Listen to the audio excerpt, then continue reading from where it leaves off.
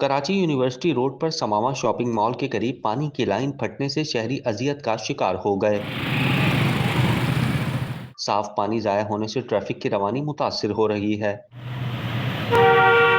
शहरियों ने सूबाई हुकूमत से शिकायतों के अंबार लगा दिए। शहरियों ने शिकवा किया कि घरों में पानी नहीं आता मगर सड़कों पर बह रहा है।